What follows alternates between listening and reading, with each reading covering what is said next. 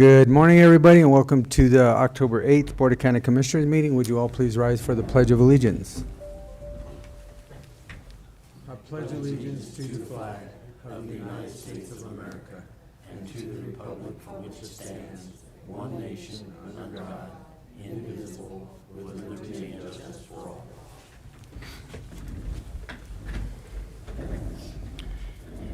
All right, first thing on our agenda are our minutes from our last meeting. Gentlemen, do we have any additions or corrections? I do not. Okay. I move to approve the proceedings of the Board of County Commissioners for Montezuma County for Tuesday, October 1st, 2024 as presented. Second. It's been moved and seconded to accept the proceedings of the Board of County Commissioners for Montezuma County, October 1st, 2024. Is there any discussion? All those in favor? Aye. Aye.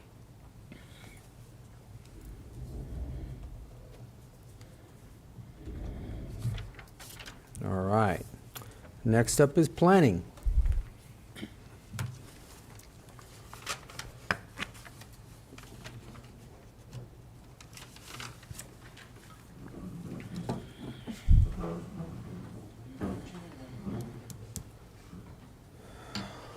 All right, this being time set aside for a public hearing, would you call the roll, please, Kim? Commissioner Candelaria. Here. Commissioner Lindsay. Here. Commissioner Copenhaver. Here. Administrator Anderson. Here. Attorney McLaren. Here. And Kim Purcell, Montezuma County Clerk and Recorder. Notice is hereby given that the Montezuma County Board of County Commissioners will hold a public hearing for a review and determination of a proposed two-lot moderate subdivision and AR 3-9 rezoning application submitted by Johnny and Machelle Stinson on property located at 13750 Road 42, Mancos, Colorado, consisting of 62 acres more or less, located north of Highway 160 and west of Road 42, situated in Section 2, Township 36 North, Range 13 West, N.M.P.M. The hearing will be held Tuesday, October 8, 2024 at 9 a.m. in the Commissioners' Hearing Room, Montezuma County Administrative Offices at 109 West Main, Cortez, Colorado. Interested persons may attend and give input. Information may be obtained from the Planning Office online services at https://montezuma-co.smartgovcommunity.com public home. You may also contact the Planning Department at 970-565-2801 with questions. Dated the 16th day of September, 2024. Kim Purcell, Clerk, Board of County Commissioners, Montezuma County, Colorado. Published in the Journal on Wednesday, September 25th, 2024. All right, thank you, Kim. Okay, Don, give us an overview, please. Sure. The Stinsons are proposing a two-lot subdivision, one on the northwest corner for their son and one in the southeast corner for their daughter. Access is off of Road 42.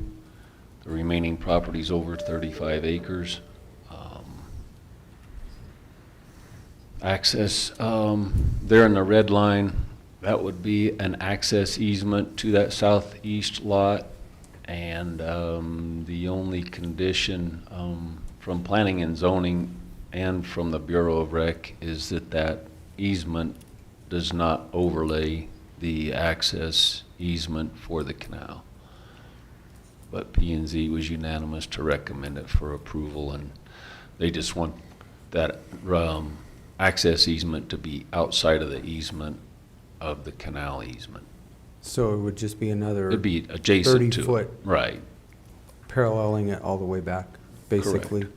And the canal main road access is on the south side anyway, but they just didn't want it to overlap and encroach on their easement, even though it's not their road use for the canal.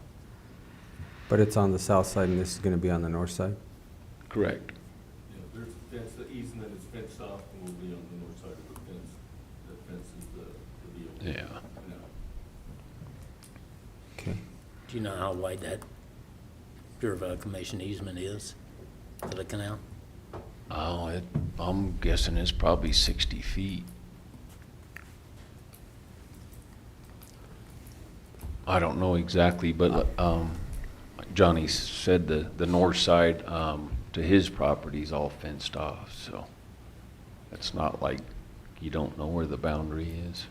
Right, so it would be north of that fence. North of that fence. So it's That all fence- on, That fence is probably at least 50 foot off the center of the canal, if not more in places.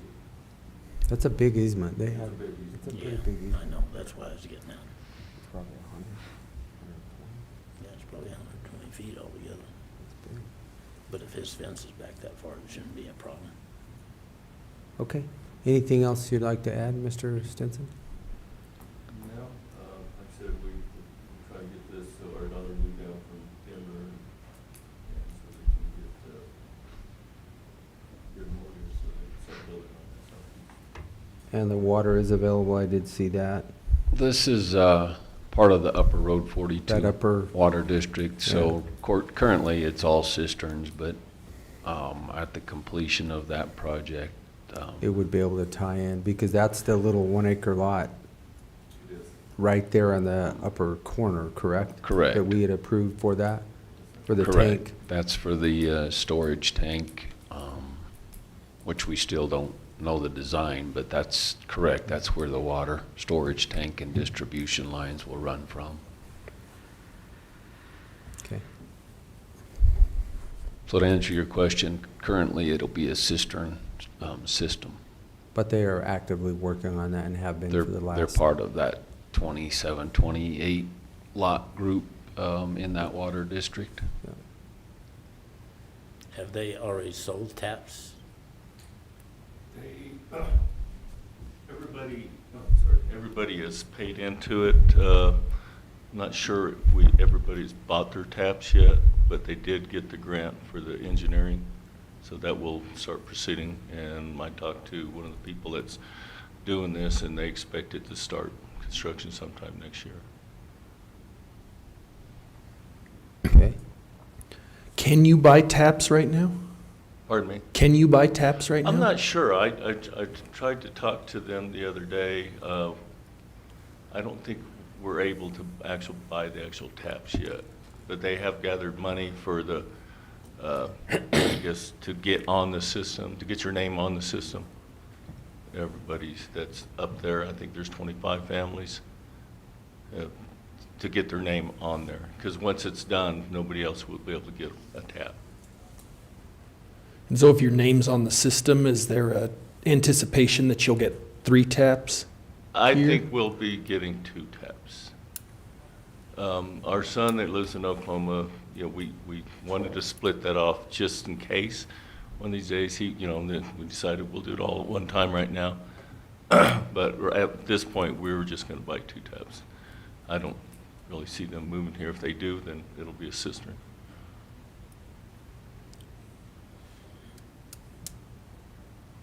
So. I mean, I think right- that gets us back into the No, I situation we've dealt with up here, so.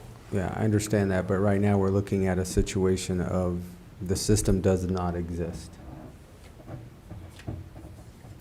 Yeah, there's not even a There's design right now. nothing there. Yeah, Because all we've done is approve a 1 acre lot for the potential of having a water tank there in the hope that they do get the grant to get the water system I in. hope so. But there's nothing guaranteeing that. So right now, as it stands, there is no water system there.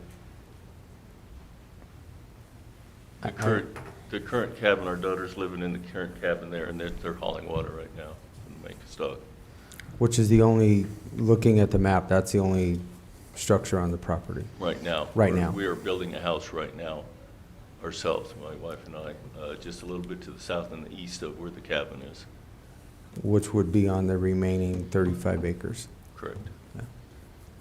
I mean, so ultimately, this is in your guys' court, but I think it's difficult to make a finding that utilities are available when, I mean, we've continuously heard that the water dock is kind of stretched to the limits, and I don't know.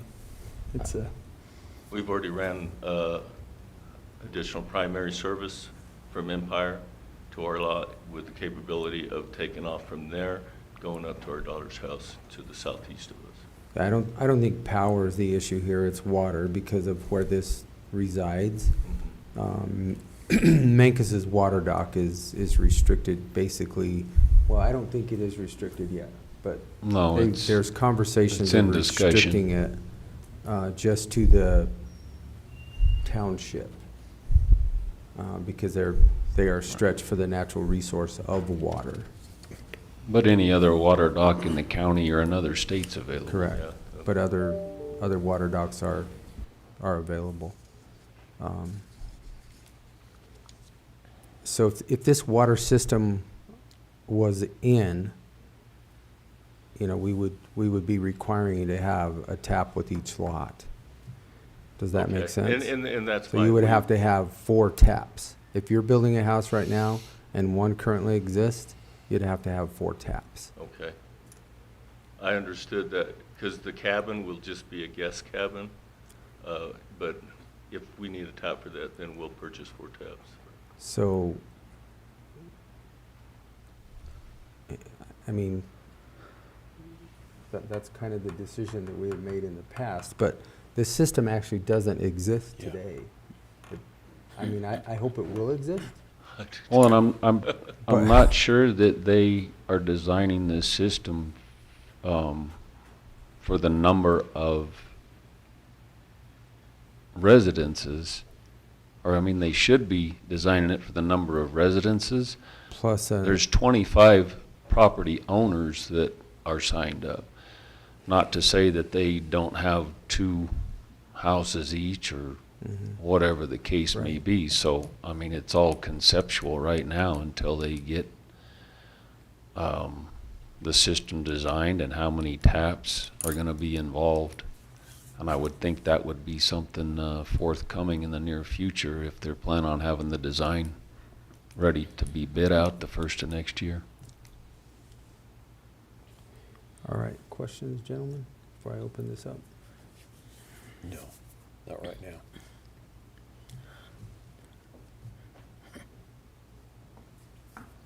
Go ahead and open that up. All right, I'm sure we'll have some more questions here in a minute, but at this point in time, I will open this application up for public comment. Anybody wishing to speak for or against this application, come forward to the podium. State your name and address for the record prior to providing your comments, and you may address the board at this time. All right. Seeing no public comment, I'll close the public comment session of this application and bring it back to the commissioners. Gentlemen. My concern is you're gonna have a lot more of these sort of requests up in this area, up around the county. And, I mean, we've consistently heard that the water dock is not a reliable, consistent source of water. I understand there's other water docks in the county, but, you know, this is a difficult situation, because if you allow this, I mean, then not necessarily here, somewhere else in the county, you allow a subdivision, they say, well, we're gonna use the water dock. Well, there's water docks all over the state, I guess, conceivably, but is that a reliable source of water? I don't think so. I think that's the difficulty you run into here. Now, if this system's finished and taps are purchased and there's a guaranteed source of water, we're talking about a different situation. But right now, what we're talking about is a subdivision that there's really not a consistent, reliable source of water.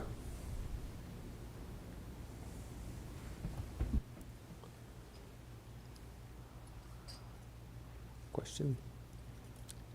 I don't have any questions. It's just a matter of whether you're gonna approve stuff without that source of water there being there, because we've been turning these down because of that. This has no water line available. Yeah. So the land use code says the cistern is then viable as a source and for subdividing as a source. If for some reason this water system doesn't go in, we will apply for a water well and drill a well. Can you get a well on 3 acres? No, well, no, it would No, be for the big parcel. for the larger part. 35 plus, you can apply for a well permit. The 2 smaller lots would still have to have cisterns, so they would come off their cisterns, go on a well, same water to cisterns. Right.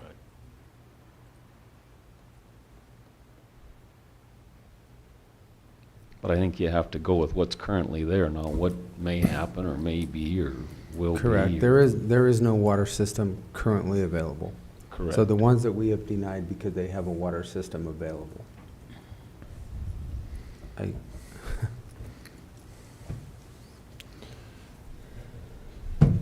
Questions, comments? No, I mean, we did deny because water was, the pipe was there, it just wasn't big enough to supply. Correct. the Which can be correct upgraded. amount. Yes. In this case, we don't have that available to us, and we may or may not, who knows? And in, I mean, in thinking back, way back, this community was settled without a reliable source of water. So I'm leaning towards approving this, I mean. But Gerald, do you have any thoughts? I mean, I gave us his thoughts. yeah. I think as water becomes more and more scarce, these sort of situations are going to become more and more difficult. Because as you approve additional residences and we continue to hear that water docks are not reliable, I think there is a question of, yeah, the land use code contemplates cisterns. I understand that. But there has to be something to fill the cistern. And at what point is there and at what point is there not? Because in the coming weeks, we could get another request like this, another request like this, another request like this, and at some point, there's not water available. And I don't know, it's very difficult to make that determination at this point in time. I mean, we've heard the Mancos water dock is stressed. So I don't know. Certainly, I think you guys could, at this point in time, approve it and make the finding that there's enough water to fill a cistern. I think you could continue this hearing and for the purpose of receiving more evidence on the availability of water from the water docks, or you could deny. At some point, though, I mean, we're going to get more and more of these, and this is a question this board's going to have to face. I mean, yes, cisterns are contemplated, but how do you know if they can reliably be filled? Have you, you said you would or you could apply for the permit for a well? Have you Could. even entertained that yet to? I have not, because when we bought the property, the discussion, that 1 acre was already split off the property for the tank. Mhm. And, as far as we know, everything's in place. They got some grant money for the engineering so far. And, as far as I know, it's still a go. I mean, the other option would be to continue it to get some more information from the project and get some information as to whether they can supply multiple taps for this property. That's another option that's out there.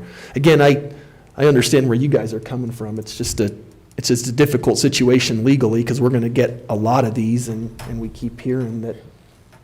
Is there a dire urgency to split this immediately or? Our daughter would like to be able to start building a house, and they won't be able to until they get that lot. Because it's, I'm sorry, ma'am, this is a conversation between us. Public comment's already over? She's my Or- wife. Okay. Well then, come on down, pull a chair up here. I'm his wife, sorry. Pull a chair up. So We're if, basically adding one. second, we'll get you a microphone. Okay. So if it's such dire straits, for the last 2 years, Mancos has been saying the water dock is getting to capacity. They've done nothing to set that up for the current residents and eliminate any outside water users. So until they take that step and say this water dock is limited to those that currently have a residence, nobody else can use it, nobody driving through to go camping, nobody going to Durango, then you're speculating far beyond its capabilities, because if there really is a limit on it, it needs to be limited. Otherwise, water is available. I don't know how you can speculate any further beyond that and say, well, 10 houses can't go in because 20 people from outside the county might be stopping there and using our water dock. Until Mancos takes the step and guarantees that it is out of the resource, that resource is there. It's not limited, it's not monitored, it's just projected right now. I understand the situation, but I don't know how you just guess that it's not capable. Sure. Okay, now I'd like to give Oh, thank you. the lady a, We're basically just adding one cistern. I mean, there's a small cabin there that our daughter is living in temporarily until they can hopefully build a house. And even without the subdivision, we can still put in our cistern, correct? So that's the only one that we're adding. And the one at the cabin won't be used pretty much at all. Like I said, it'll be a guest cabin, but I don't want a lot of guests. So, I mean, that's where we're at. And I know you have no guarantee and that we won't be putting in 4 or need 4, but our son will not move here from Oklahoma. You know, we're just trying to be fair as a family, so that's why we went ahead and did the split for the 2, and we were given permission to do a split for 2, so that's why we wanted to do it now. But as far as more strain on the system, there's one house that's going to be added, and that's it.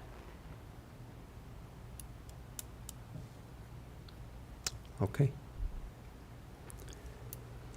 I would so move we approve the proposed 2-lot moderate subdivision and AR 3 through 9 rezoning application submitted by Johnny and Machelle Stinson on property located at 13750 Road 42, Mancos.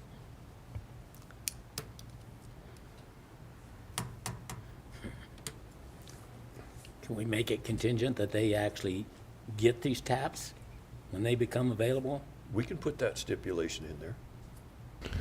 I think that creates some difficulty though, because we don't know if the taps are available, when the taps might become available. And so, I mean, in terms of platting this thing and signing off on a plat, you're gonna do that, and then, you know, what if a year and a half down the road they don't become available? It's kind of a difficult thing at this point, not knowing timing or anything.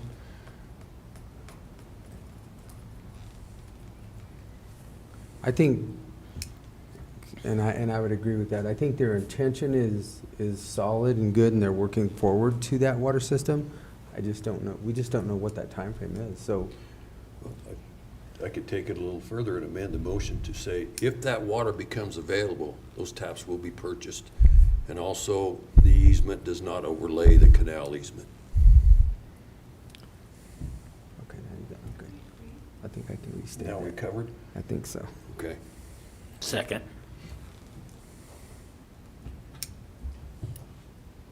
All right, it's been moved and seconded to accept the proposed 2-lot moderate subdivision and the AR 3 through 9 rezoning application submitted by Johnny and Machelle Stinson on property located at 13750 Road 42, Mancos, Colorado, with the contingency, if the water does become available, that the taps will be purchased at that point in time, and that the easement will not overlay the easement of the canal. And we might want to specify how many taps. And the taps to be purchased would be 3 for each lot, or 4, I'm sorry. 3. It would be 3. 3? Well, she said the cabin is, It's 1 for each lot, right? Yeah. Right, yeah, 1 for one each for lot, each lot. which Yep. would be just 3 one lots. for each lot. So, with the inclusion of 3 taps, 1 per lot. Okay, any further discussion? All those in favor? Aye. Aye. Aye. Okay. Thank you. This public hearing is concluded. You have been accepted, and it is approved. Thank you all for your Appreciate it. time. All right. Okay.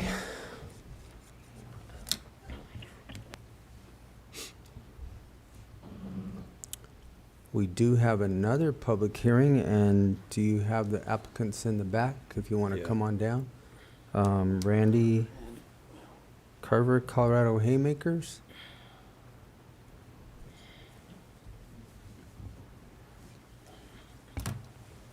Okay, well, it being time set aside for a public hearing for Randy Carver, Colorado Haymakers, would you call the roll, please, Kim? Commissioner Candelaria. Here. Commissioner Lindsey. Here. Commissioner Copenhaver. Here. Administrator Anderson. Here. Attorney McLaren. Here. And Kim Purcell, County Clerk.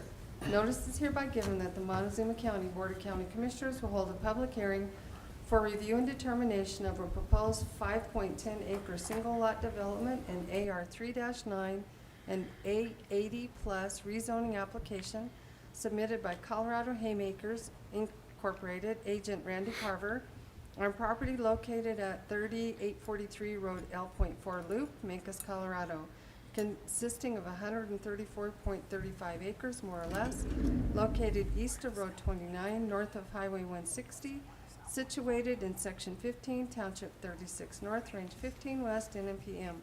The hearing will be held Tuesday, October 8th, 2024 at 9:10 a.m.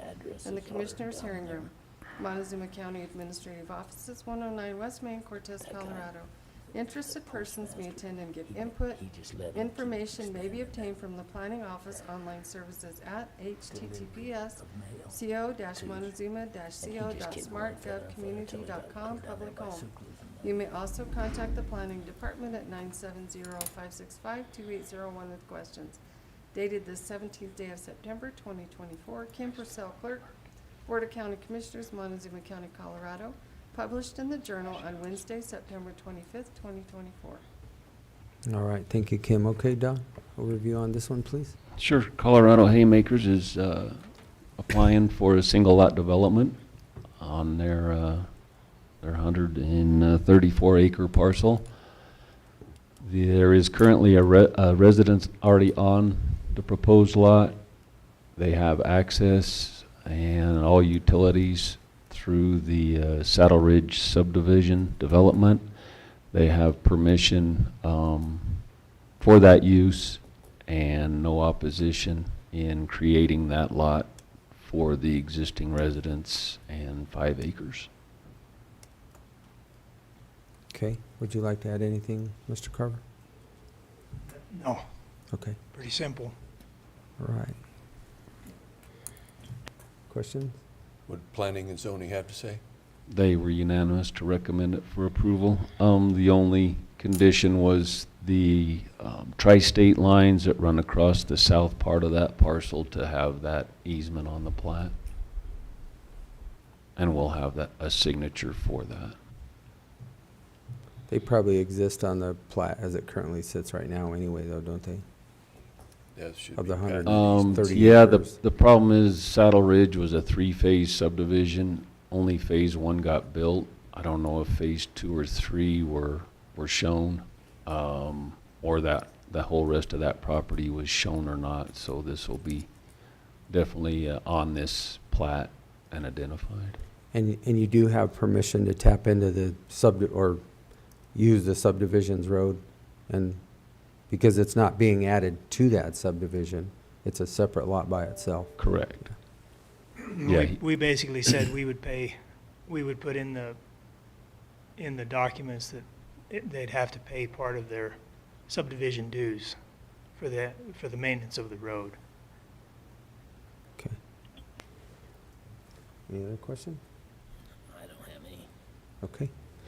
All right, well then I will open this application up for public comment. Anybody wishing to speak for or against the application, please come forward to the podium, state your name and address prior to providing your comments, and you may address the board at this time.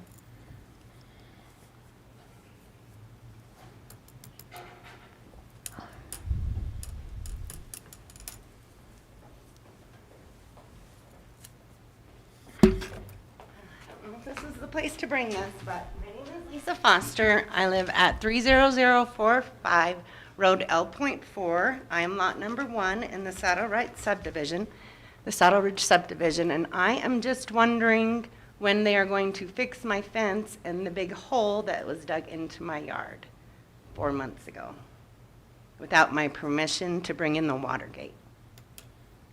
You need to address us. Yeah, I'm you're- sorry. you're- Not I've the never app- done this not the before. applicant. So I have pictures of the hole that has been dug in my lot, if you guys would like to see them. You can, And the gate that has been broke down. you can submit it for the record. Okay, how do I do that? Just, Just email it? Okay. That's my concern. Do you have the pictures here? Oh, yeah, they're right here on my phone. Maybe take a look Oh, at them. you I don't know can- how relevant they are to the discussion, but if they're going to be part of the record, you should look at them now if you're going to render a decision today. Again, I don't know that it's really relevant, but probably best to just look. so that would be probably this one. Can I approach? I think so. This is my lot right here. This is where they dug the water gate. This right here is my property. They've taken down a fence right here. And this has been 4 and 5 months now. You guys should probably take a look You too. can- Oh, I'm sorry. You can step right here between us. If you step right here between, No, okay. we'll both look at you. So there was a fence that comes about right here. This was all dug out of my property. Nobody told me about it. Nobody asked me about it. This is their property back there. This is the new gate that they put up. And this has been this way for 4 or 5 months now. Would anybody else like to see? I was able to see.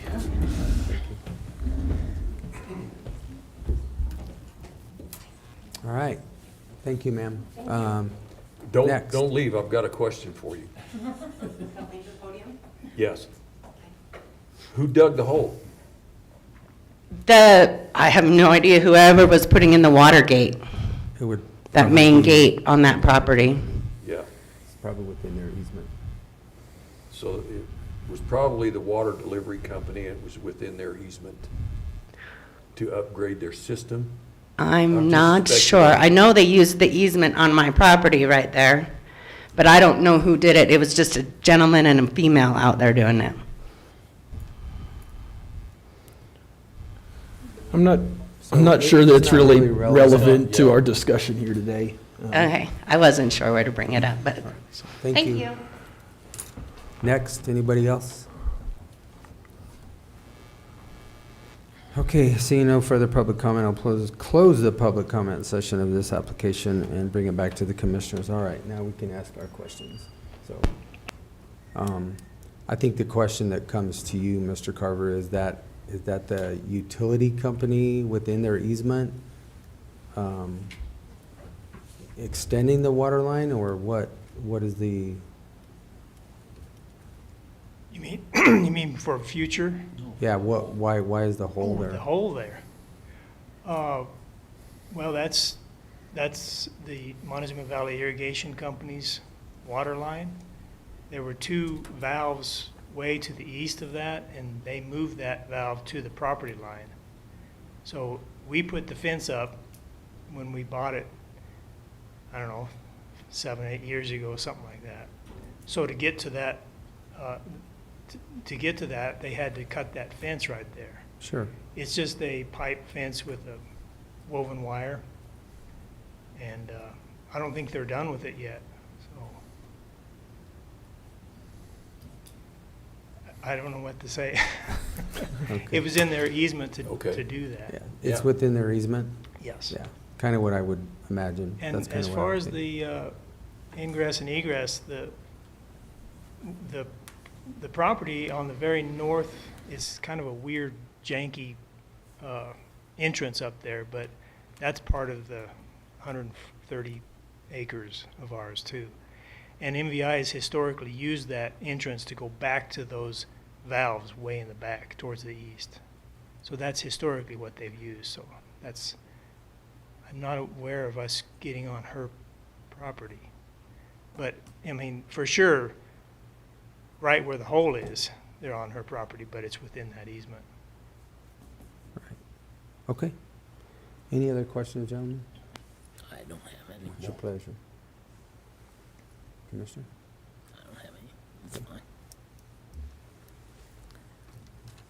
I move we approve this proposed 5.1 acre single lot development and AR 3 to 9 and 80 plus rezoning application submitted by Colorado Haymakers on property located at 3843 Road L.4 Loop, Mancos, Colorado. Second. It's been moved and seconded to accept the proposed 5.10 acre single lots development on and AR 3 through 9 and a 80 plus rezoning application submitted by Colorado Haymakers Incorporated and agent Randy Carver on property located at 30843 Road L.4 Loop, Mancos, Colorado. Is there any further discussion? All in favor? Aye. Aye. Aye. Okay, you have been approved. This public hearing is concluded. Thank you. Thank you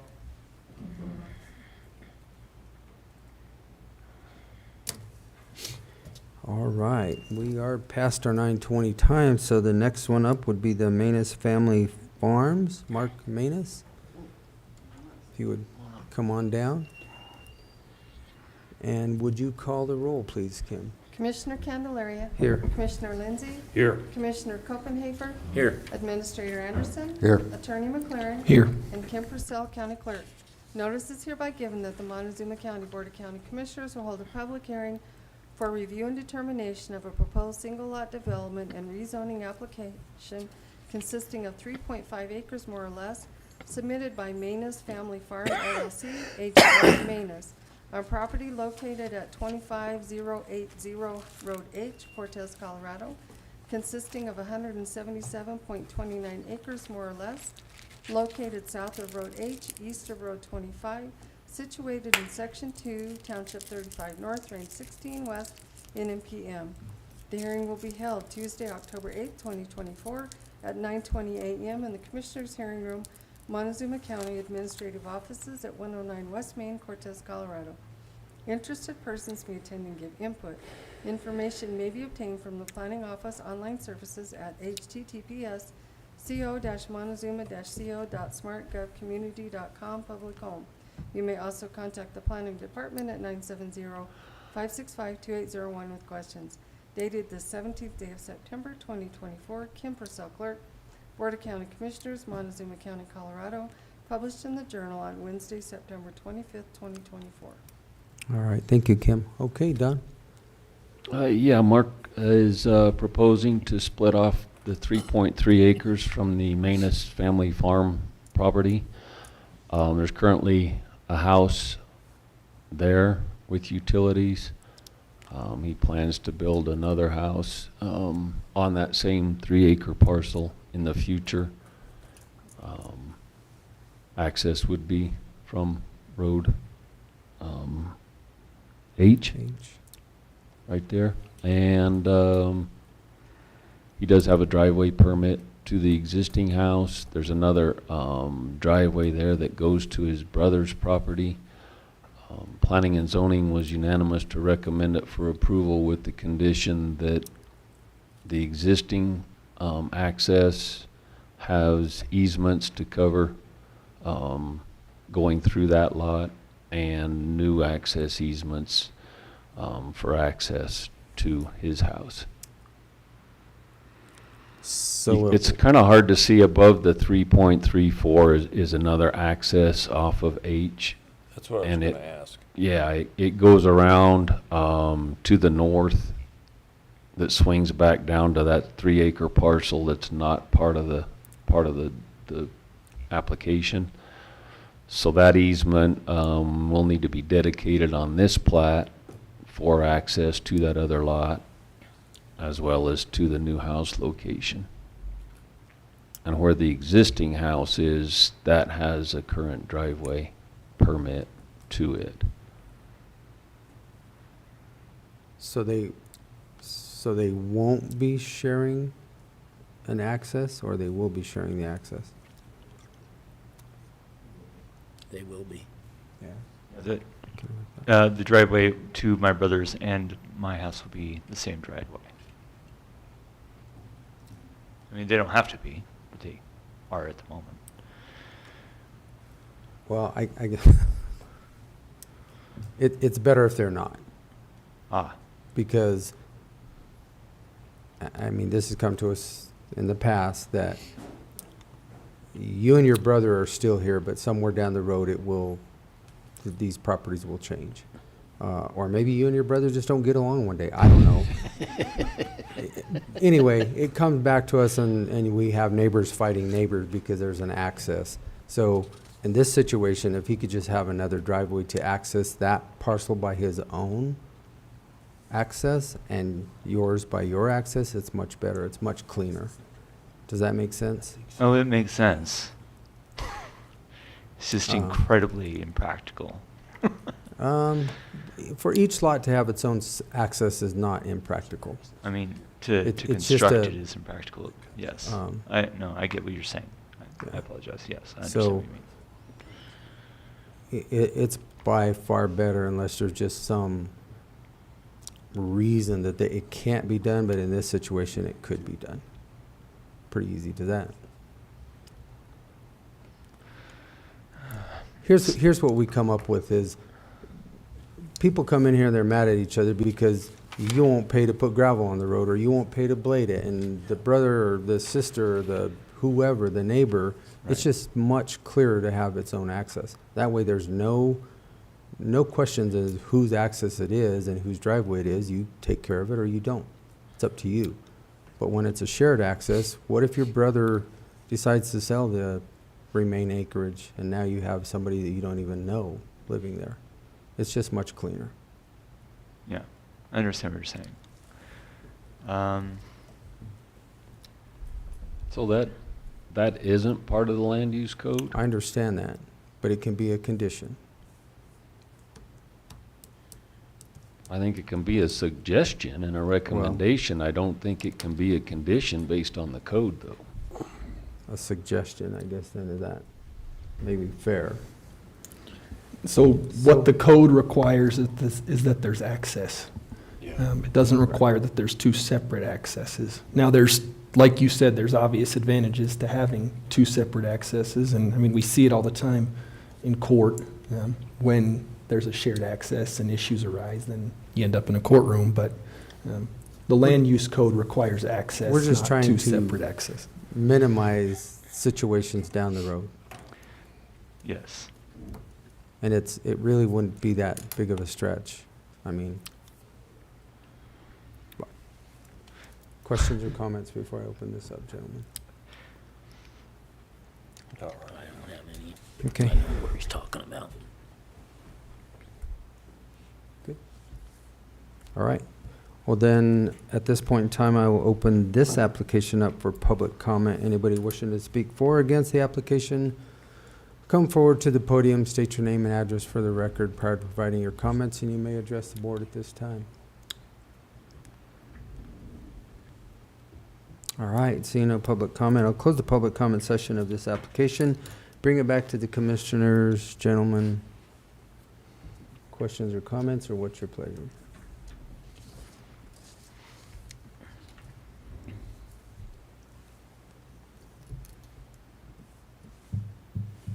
I don't have any problem with it. I mean, Okay, go ahead. I move to, excuse me, approve this single lot development and rezoning application consisting of 3.5 acres more or less submitted by Manus Family Farm LLC, agent Mark Manus, on property located at 25080 Road H, Cortez, Colorado, consisting of 177.29 acres. Second.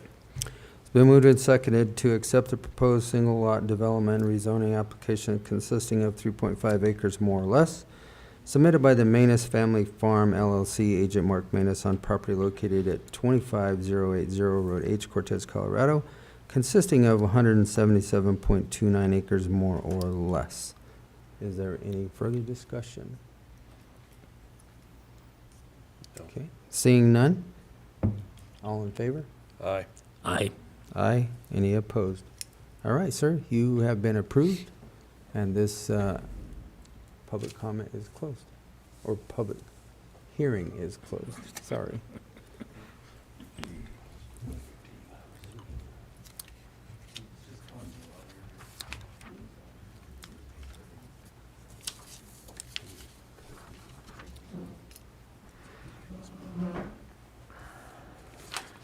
right, we are past the 9:30 timeframe. Do we have Mr. Wilburn in the room?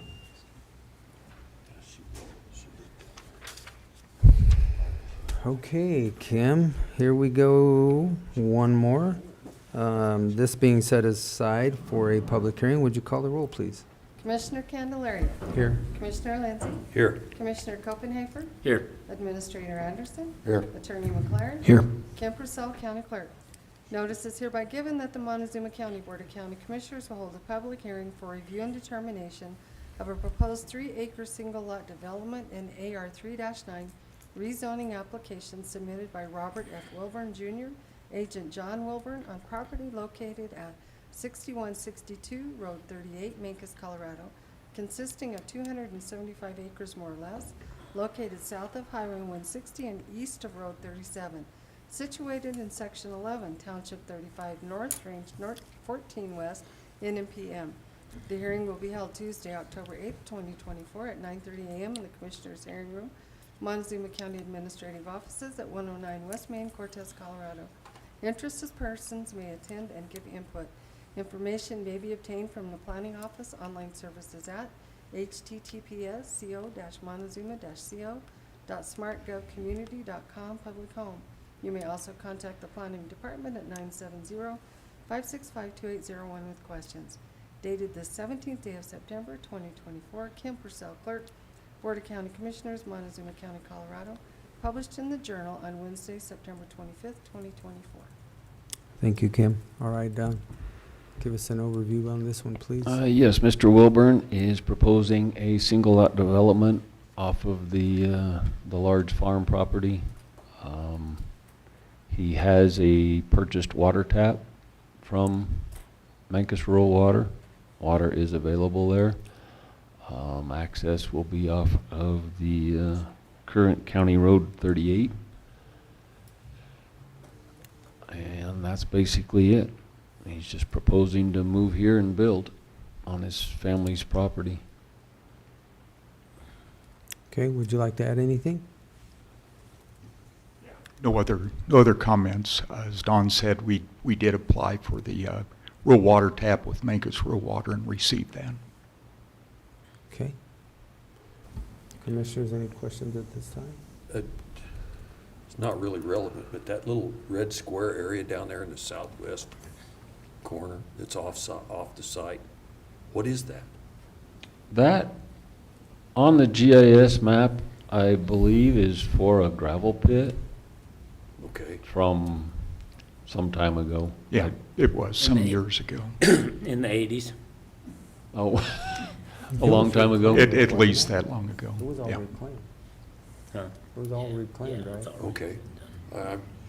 It doesn't Yeah, that's a pop different up. symbol. Yeah.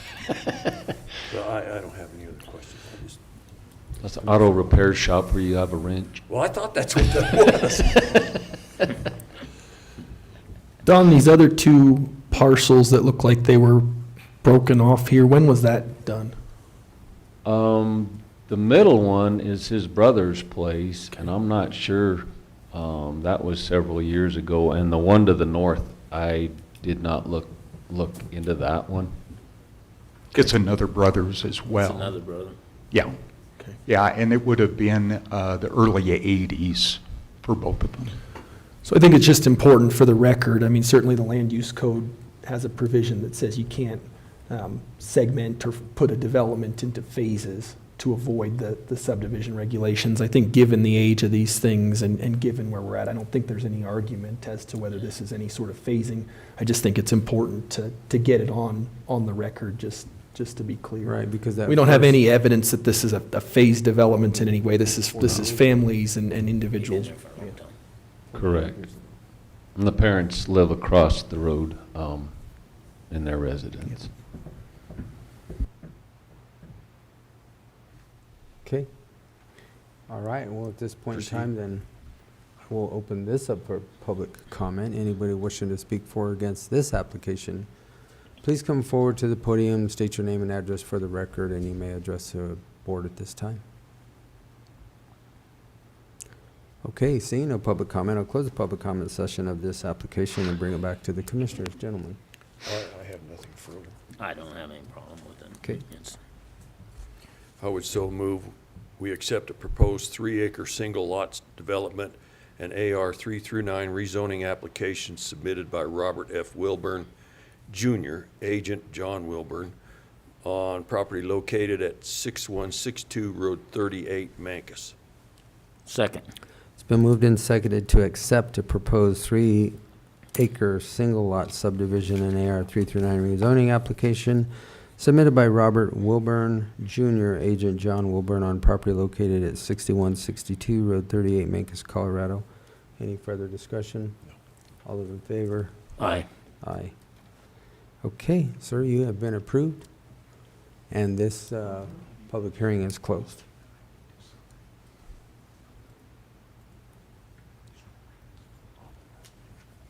All right. Next, we have a continuation from an October 1st hearing. Do we have Lori Kane in the room? Yes, they are here. I guess they're both in here, but, yeah, this is the, after the fact variance, setback for a barn. We discussed the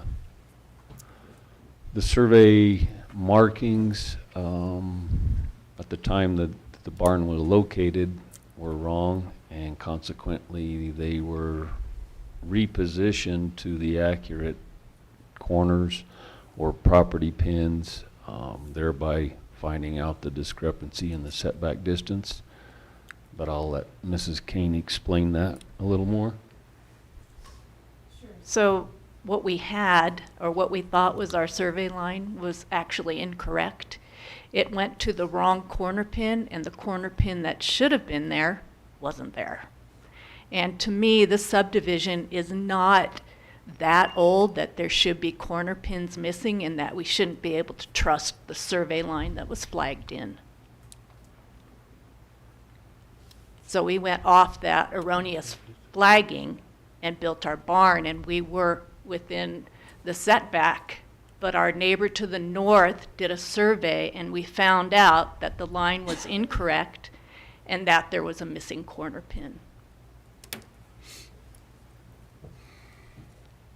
So you did not have a pin then Correct. to pull from? Correct. Yeah, okay.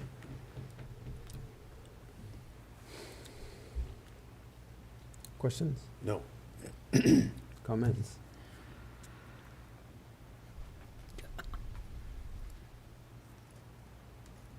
We also found out that the neighbor to the south of us had issues with their survey line as well and had to do a lot adjustment. So I have a comment. So I certainly appreciate the difficulty here, and I don't want to understate that. I understand what happened. But if we start granting variances based on the fact that corner pins were missing or not correct, I mean, at that point in time, we're going to be in a situation where it's going to be really difficult to uphold the setback variances in the land use code, because anybody can come in and say at any point, well, the survey pin wasn't right or the survey pin was missing. It just, this is hard to distinguish from almost any other situation where a building is built within setback lines. And I understand the issue. I'm not trying to negate what happened. It sounds like it was a very honest mistake, and a mistake that can happen for anybody. But for this board, it just sets a precedent that's going to be very difficult, because as we've talked about, whenever you have a variance, the more you can distinguish it from other situations, the better you are, because you're not going to have similar situations in the future. You see what I'm saying? Mm-hmm. But this is a pretty common situation, it seems. And so if you grant a variance here, just keep in mind that this is going to be something that may come up again, and you have to treat people in similar situations similarly in the future. And this was like 9 feet or 10 feet, right? just off of the corner. Is that I believe the correct next if I drawing remember has the dimension. I believe it is 9 feet. It's 9 feet. There's no utilities in and around underneath there, is there? No. It's certainly a situation where there's a practicality element here, but being practical and granting this variance could create legal difficulties for you in the future. Had there not been a survey line, I could Well- understand that, but there was a flagged-in survey line and it went to the wrong pin. So I don't know, I mean, regardless of whether that pin was missing or not, we can't trust the survey line on a subdivision? I think what you trust are the pins, and if the pin was missing, then it's your responsibility to make sure that you have the right property pin. Okay. That's the issue that I'm having, kind of like our attorney stated. I mean, it's, you have to make sure that you are on your piece of property, correct? And- Correct. We didn't know that there was a pin missing until Well- it was surveyed by our neighbor. That's the only way we knew that there was another pin, because we went to the pin that was north of our actual pin, and there was no other pin, so we assumed that that was our corner pin. So we didn't bother looking further north or further, because there was nothing south of it. And the subdivision was fairly new. Yeah, I can see if it was an older subdivision and things had been moved, but how would we know that that pin was missing? I mean, it's a newer I subdivision. mean, typically, I mean, I can answer that. It's not gonna bring you any, Correct. you're not gonna like what I'm gonna say, but it's still your responsibility to make sure that those pins are there and they are your pins. You can't assume that it's your pin where it actually could be your neighbor's pin. And I mean, I understand, but here again, now we're granting a variance or potential variance that it just erodes the codes and what the boundaries have been set for the setbacks. Because this was just, the pin was not in the proper place, or the pin was missing. I guess the pin was missing. Yes.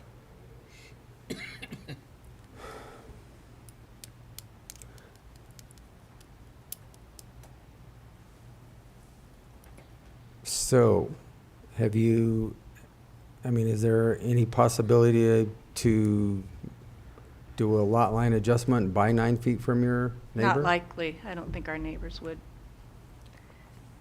They didn't have an issue with us being out of compliance, but they would probably have an issue if we tried to ask them to buy off of their property.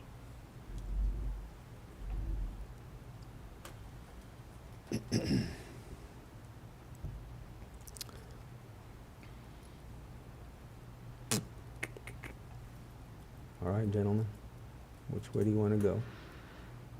Hang on.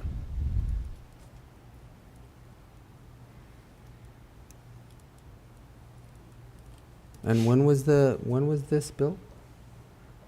The barn, I guess, barn, right? It started last year. So, very recently. Yes. I think the subdivision's 10 years older. So,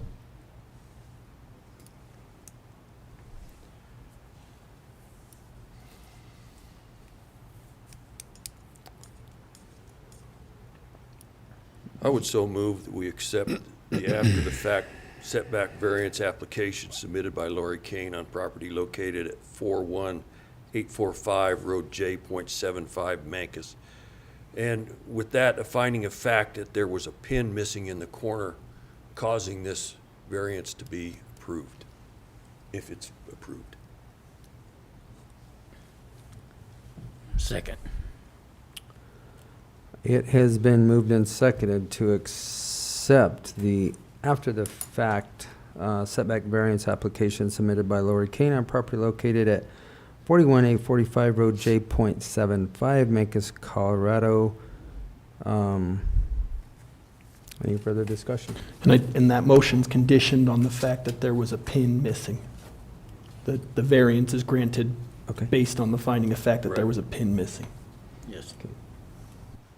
All right. Anything else? No. Any discussion? All those in favor? Aye. Aye. All those opposed? Aye. 2-1 vote. You pass, ma'am. You have been approved. And Thank you very much. this public hearing or this is just a variance, huh?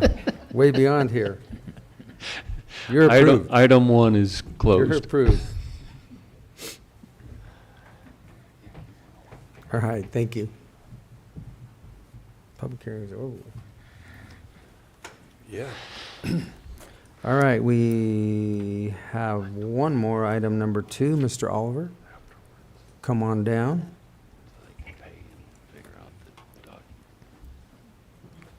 Hey, Rod. Okay, Don. So this RB Oliver Farms LLC owns roughly 95 acres. And the property is currently, well, not currently, but was cut through with the irrigation canal. Yeah. And so they are looking to have an exemption granted to cut off the 29 acres.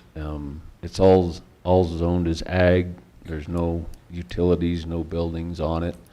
So the 29 acres would be AR 10 to 34, and the remaining property would be AR 35 plus.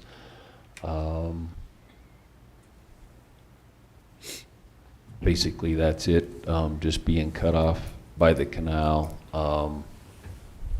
They do have, well, verbal access to get around to that property, but they proposed to build a bridge over the canal, but the Bureau didn't like that.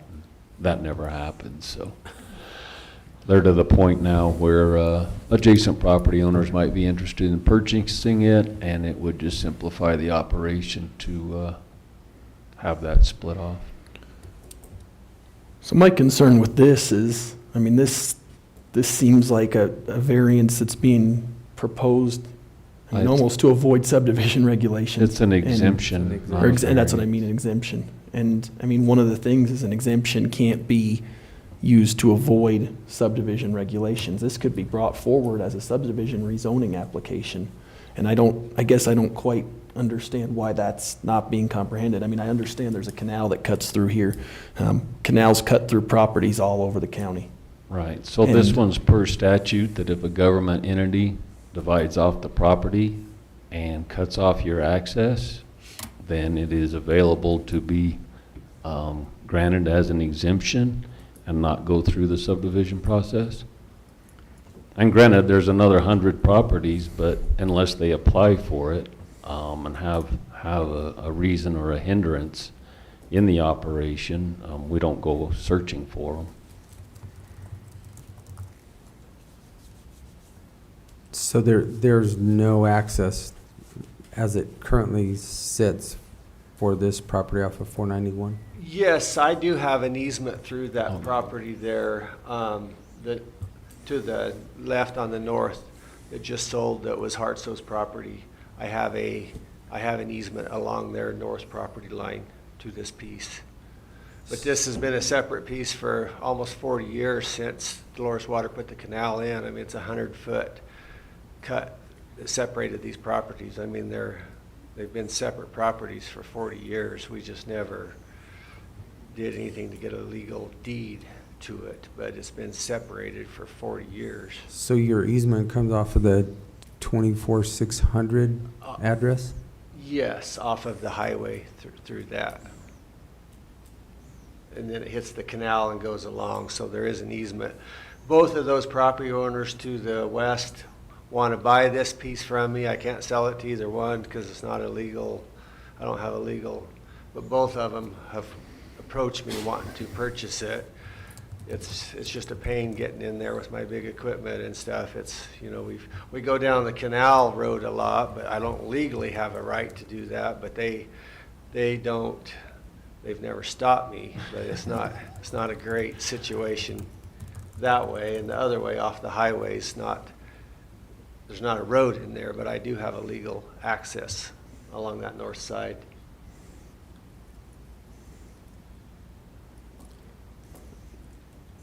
Okay, I can kind of almost see it. Does that kind of look like just like a pioneered line through there? Is that what that is, or? You can't see anything on the map as far as where we drive in, but it's on that north line right there. Maybe you can see some tracks in that picture, I don't know, but we go through there a few times a year is all on that north side. Okay. Very good. Questions, gentlemen? No, I don't have questions. Commissioner?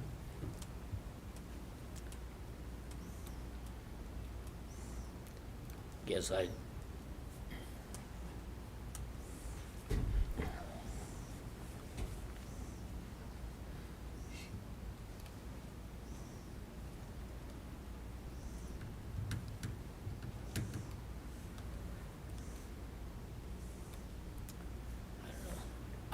mean, I don't have any problem with it, even if it come through as a single lot development. It looks to me like that's what it should have done, but I don't have any problem. Because it's like we said, the canals cut a lot of those places in half out there.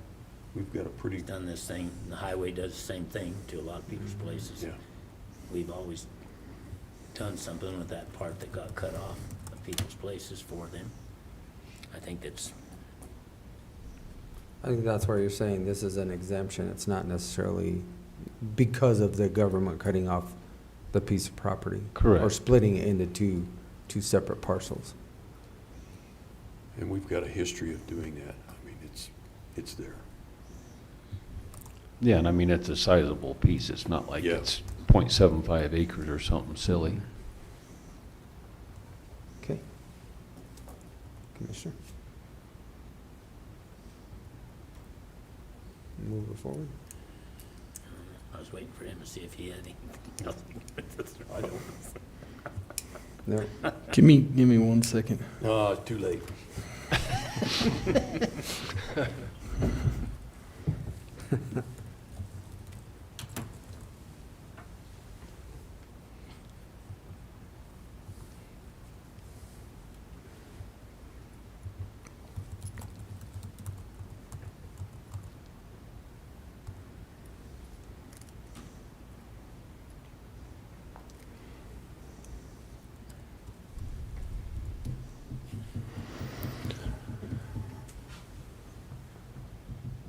So,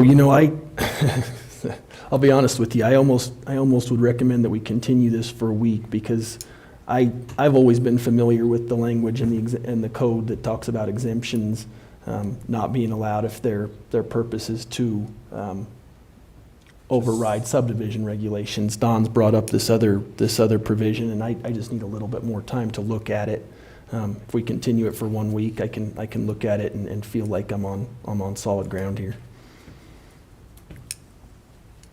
I don't have a problem with a week. I mean, Is that a problem, Ronnie? Going for a week? No, it's not a problem. I mean, it is a separate piece, though. I don't know how you can have any more than difference than this being two pieces of property already. It's 100-foot canal goes through there with their roads. I mean, it's a separate piece. And there is the easement on the north side. You just don't occupy it at this point in time. I do go through that easement, son, yes. The property there just sold, but I do go through that easement. I go down through the canal more just because it's quicker, but I do, and we don't have to hit the highway, but I do go through that easement, yes. And it certainly makes sense to break this apart, and I understand the idea and the concept. I just want to be sure that we're on a solid ground, so if it comes back later, there's not going to be issues for you. And so, whether you do it through an exemption or a subdivision, I think that's what we need to figure out. That's what I need to figure out what the best way is going to be, so you don't end up, with issues later. Issues from who? Who would I have issues from? I get it. I mean, it's already separated. It's already cut. It's a separate So the piece, yeah. exemption, I understand the exemption. It's, I Because mean, it it's was- clearly a separate piece. There's no, We have about 1,000 of these in our file cabinet there from, in the 90s, they did Oh, man. 10 a week. Sure, because that's when they were constructing the canal. in and the that's late when 80s, mid-80s, they put that canal in. everybody was dealing with it at that point in time. Some were not dealt with. Yeah, we just farmed it, it was my dad's property at that point, didn't feel there was any urgency to get a separate deed on this piece, but now that, and it's been a pain for us for years getting into this little piece of property. I mean, it's a small piece to us, but and now that both the neighbors want to buy it, I just was trying to get a separate deed so I could sell it. And so it will be connected to their property, but it's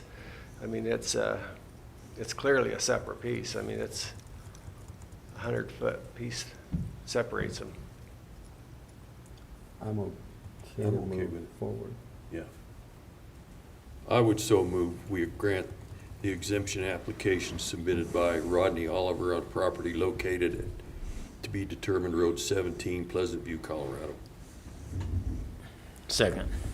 Been moved and seconded to accept the exemption application submitted by Rodney Oliver on property located at TBD, Road 17, Pleasant View, Colorado, consisting of 93 acres more or less. Is there any further discussion?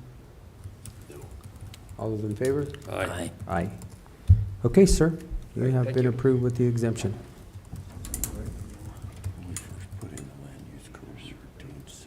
I was working on it right now. He's pretty busy, but he said he'd get it here by 6. Then we'll get the exemption document. Perfect. Okay, thank you. Thank you.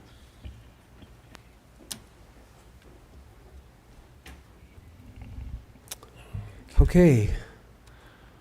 Anything else? Last thing I we see have is a amended Mylar for the Equity North subdivision by Wes and Rebecca Jones. The surveyors noticed an error on their plat on one of the lines concerning, I believe it's Lot 2 or Lot 6. So they want to change that because they had the information wrong. So this is just an amended plat on the approved subdivision to correct that. Basically, the legal descriptions Yeah, of the lots. yeah, it's just Okay. correcting a line that was a few feet off. Roll it out.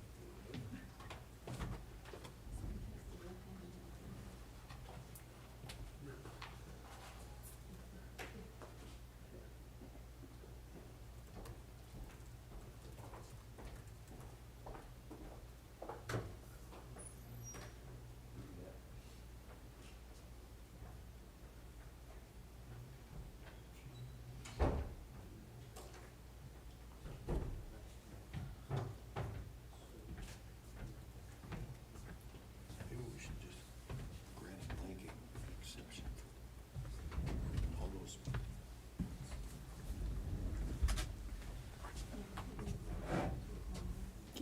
Don Drive back in the early 2000s. We just we were doing all my exemption. I got it. We had a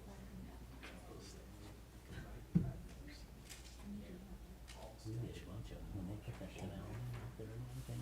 It was like a lot of those places that we did. But exactly, it should have me.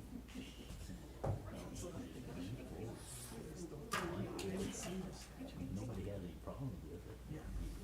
It was just a process. Do we need to wait, or can I tell you we're done? No, you can tell us. Okay. That's all we have. We'll let you get on with it. Thanks. Thanks.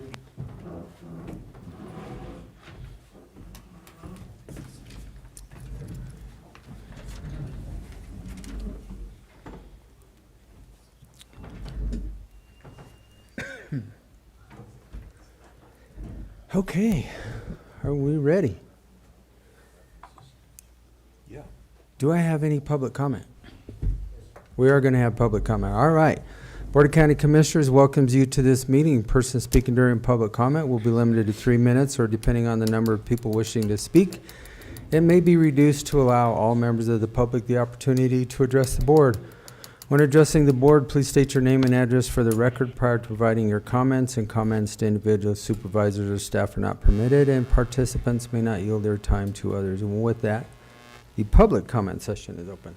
Thank you, Commissioners, for the opportunity. My name is Alan Mays, 21693 County Road 21 in Lewis. Oh, working very well.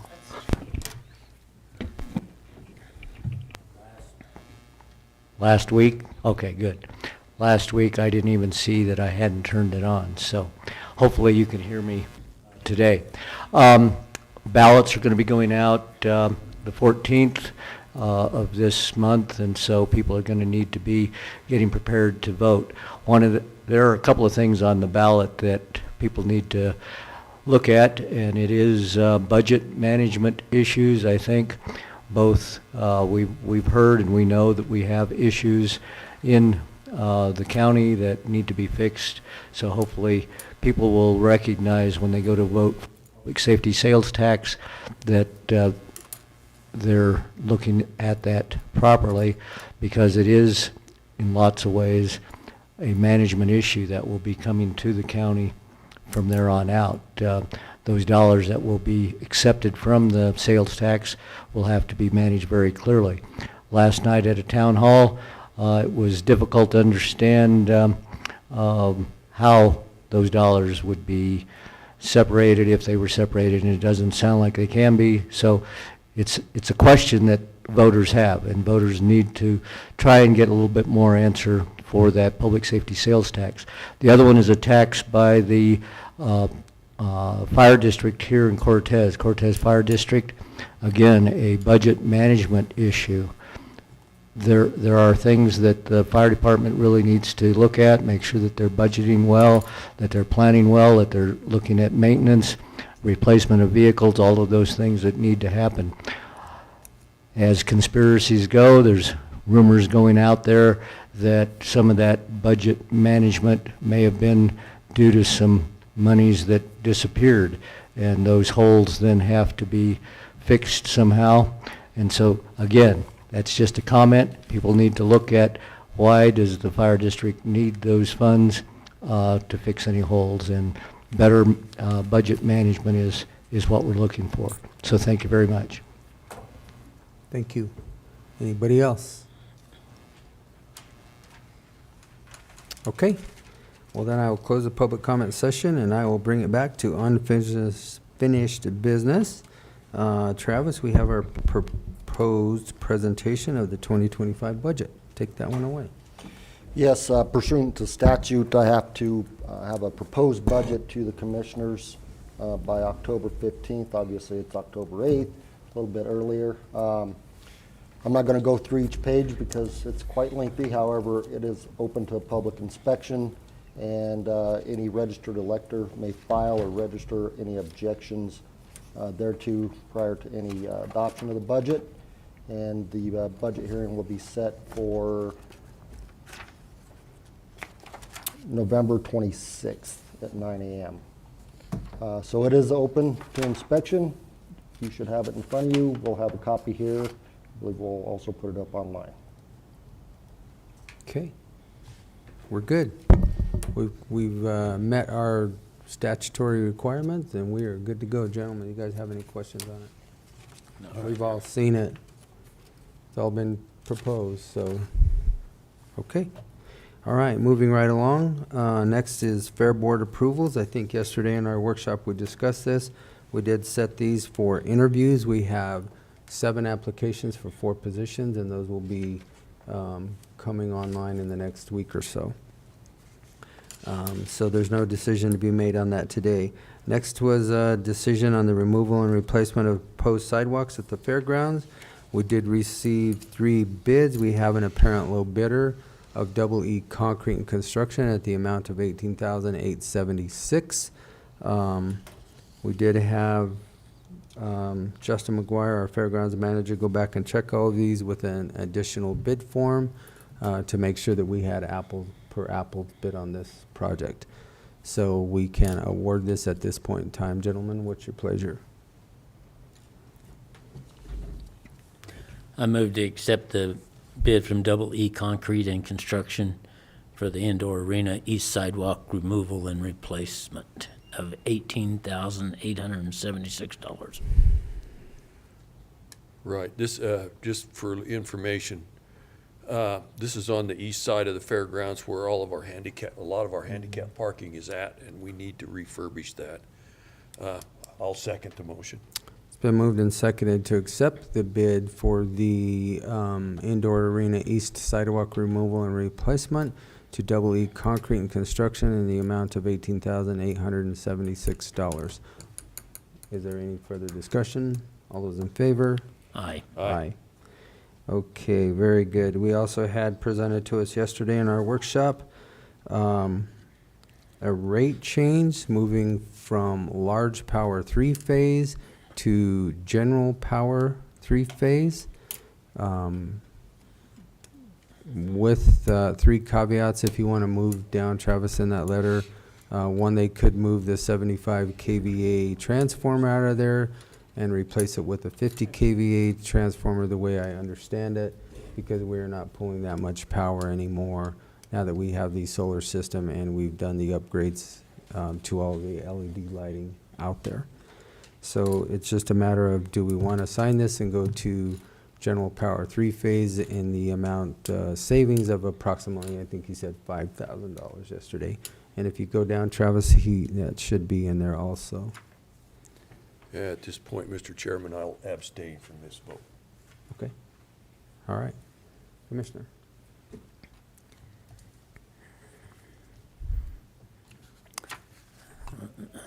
Let's see, how do we want to word this? So we would be signing the agreement to move to general power 3-phase, or general service 3-phase. Yeah. Authorizing Mr. Anderson to sign. To sign. What's that? We can authorize Travis to sign. Oh, okay. Authorize Travis Anderson to sign the agreement to change our service at the fairgrounds to general service 3-phase rate. Second. It's been moved and seconded to accept the proposal and have our administrator, Mr. Anderson, sign the rate change request for account number 4111 and meter 144295269 at the fairgrounds. All those in favor? Aye. Okay, that has been taken care of. Thank you, Commissioner Lindsay. The next, we will bring up a letter of support that was also presented yesterday. Travis, this was presented by you if you want to say anything about it, but this is for the Dolores Watershed Collaborative for the upper Dolores. Yes, this is for natural resources, letter of support, Forest Service, Forest Restoration and Wildfire Risk Mitigation Capacity Building Program. It's to assist in DWC's capacity to complete a wildfire ready action plan, to assist with outreach for Upper Dolores watershed, includes Town of Rico, Dolores, Groundhog Community, and hopefully bring some more landowners into wildfire risk awareness and mitigation. All right, thank you. You okay, Ben? Yes. I move to sign this letter of support for the Dolores Watershed Collaborative application to the Colorado Forest Service Forest Restoration and Wildfire Risk Mitigation Capacity Building Program. Second. It's been moved and seconded to sign this letter of support to the Colorado State Forest Service for the Wildfire Risk Management Program. All those in favor? Aye. Aye. All right. Also yesterday in our workshop, we had a presentation by the assessor. And this is just, I'm going to let you take this one, Ian, because this is just something that they have to present to us. Yeah, so this is a statute that requires any taxing entity or that does a mill levy to submit a bunch of statutorily required information to us. This is a form that Ms. Bugg presented to us yesterday that outlines that statutorily prescribed information that must be provided to us. I think that her question was, is this a proper format, or is this a format that you guys are comfortable with?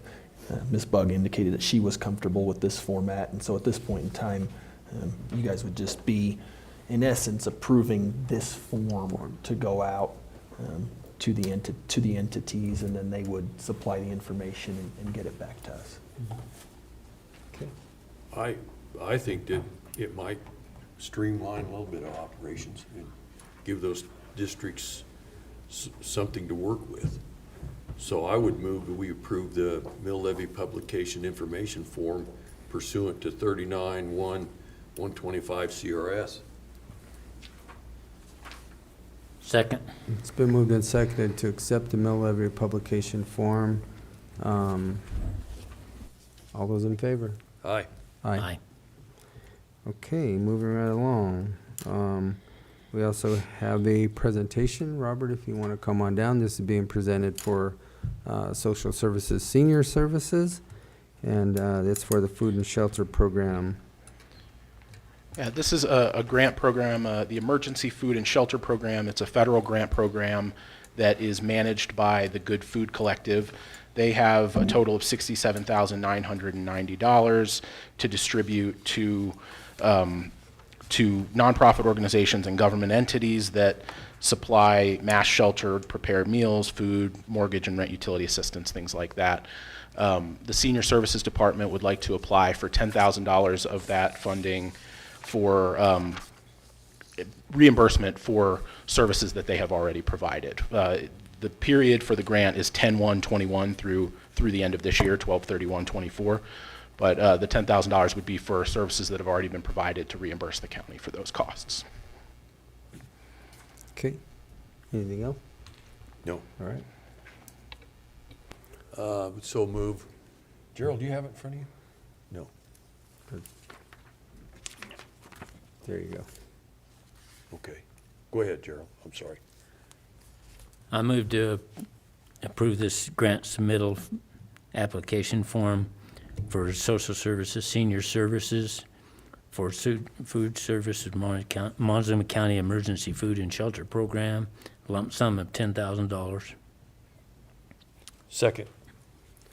So moved and seconded to sign the Montezuma County application submission form for social services for the Montezuma County Emergency Food and Shelter Program in the amount of $10,000 reimbursement for what's already been provided.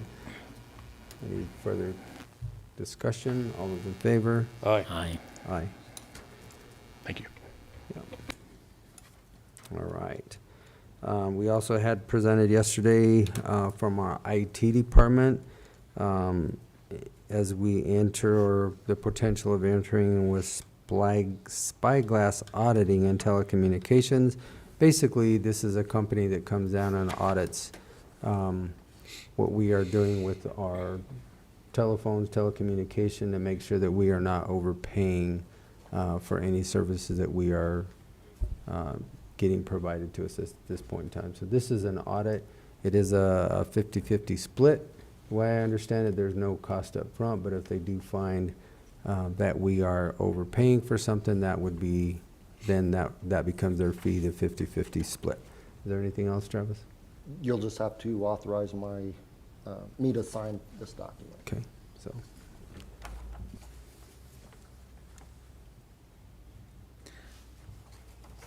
I move we sign this agreement between Montezuma County and Spyglass Snapshot Audit. Second. Been moved and seconded to accept and sign and authorize our Administrator Anderson to sign the Spyglass Snapshot Audit Agreement. Any further discussion? All those in favor? Aye. Aye. Pass that down, Ian. All right. And then last but not least, we did also have an Extension Advisory Committee bylaws decision. This was basically updating the bylaws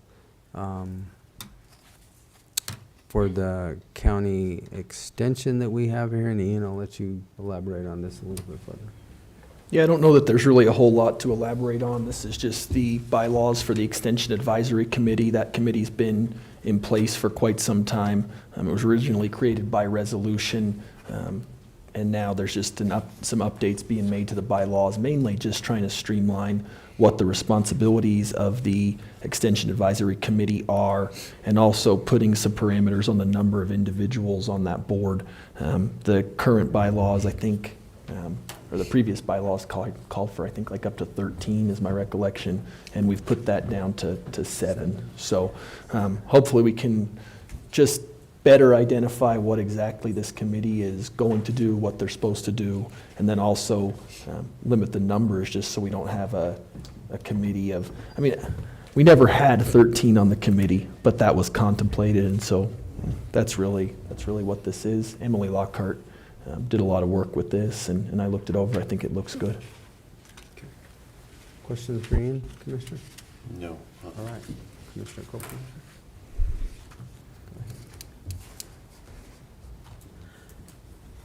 I move that we pass these Montezuma County Extension Advisory Committee bylaws as presented. Second. It's been moved and seconded to accept the Montezuma County Extension Advisory Committee bylaws, adopted this 8th day of October 2024. Any further discussion? All those in favor? Aye. Aye. Aye. Okay. Is there a signature form with it? If they put it, It's just the old one. that's the old one. Might have to have us a new one. Okay, next up is our county attorney's report. Mr. McLaren. You know, I have very little to report this week in terms of our civil cases. I would just mention that next Tuesday at 6 o'clock, I'm going to do a training for members of our boards and special districts and individuals who are appointed to serve on these different entities. The training's just going to be to talk a little bit about public meetings laws and Open Records Act and those sorts of things, just to kind of update some of these folks on their responsibilities and requirements under the law. I think it'll be a helpful training. Some of our boards, they turn over a lot. Some of these folks probably aren't familiar with public meetings laws, and so I'm going to try to just do a general presentation to help them understand what their responsibilities are. I'm going to do a couple of these trainings. I'll do one next Tuesday and then one in the month of November, and hopefully we can get people to attend. Ultimately, chair people will be the people we're targeting the most, and then they can take it back to their boards, but anybody who's on any of these boards is welcome to attend. All right, thank you for that training, appreciate it. Anything else? I don't have anything else. Okay, Travis. Real busy week. Just kind of start from the beginning on Monday. We met with the Dolores Senior Center last week, tried to alleviate any concerns that program was going to go away, and I think we got that addressed fairly well. We're working with the City of Cortez on a joint noxious weed advisory committee. Hopefully we're going to be able to get an IGA and work through that process and have a joint committee. And done a lot of finance-related reviews, and one of them we'll have to look at is the Senior Center. The grant was included in revenues, but the grant was not applied for, and that was the next 50, so we're trying to figure out financing for that. Unfortunately, our new VSO that has been here for about 2 to 3 months, resigned, and so we're quasi back to the beginning, but we're gonna move on to the next applicant and have conversations with them. Worked on an IGA between PCC and the BOCC. It needed a third signature. It doesn't sound like that's gonna occur, so we're gonna see what we have to do to ensure proper oversight, so to limit liability to the county. Had a training with CTSI on Thursday and Friday, and then Friday was the CCI legislative session. So that was quite interesting. Quite. That is it, gentlemen. All right. Commissioner Copenhaver. Not much to report this week. Been really busy with it. A lot of different stuff. We did attend the town hall last night out at Pleasant View Fire Station. It was pretty well attended. A lot of live discussion for a couple of hours. If you want to get involved in those, it's a good way to communicate with us. And there was a lot of people there, and a lot of talk about the solar farms. That's all I got. All right, Commissioner Lee. Like Gerald, I don't have much to report. I mean, the meeting last night was, like Gerald said, well attended. A lot of good questions were asked. There's a Farm Bureau candidates night tomorrow night at the Annex at 6 o'clock, and I'll be there. You gonna be there? Gerald will be there, so we'll be there. Other than that, I've got city council tonight. That's it. All right, thank you. I think everything has pretty well been stated, other than the other meeting that I was at was an all-day Friday Zoom meeting for the CCI proposed legislation that we will be moving through with CCI. We did, after looking at all 19 proposals, we did come up with 8 that we will be trying to push forward through legislation this year. Hopefully we can get some of those done, and hopefully it doesn't go beyond. Well, actually, my hope this year is that we don't have another special session. I guess that's my hope. But it was a very long meeting, and I was actually glad I stayed home and did it by Zoom this time instead of going up there, because that would have been somewhat painful. And that's all that I have to report. Do you Motion. have anything for the clerk by chance? No, it's just the election coming up. It's getting kind of busy. All right. Motion to adjourn. Second. Been moved and seconded to adjourn this October 8th, 2024 meeting. All those in favor? Aye. Aye. Aye.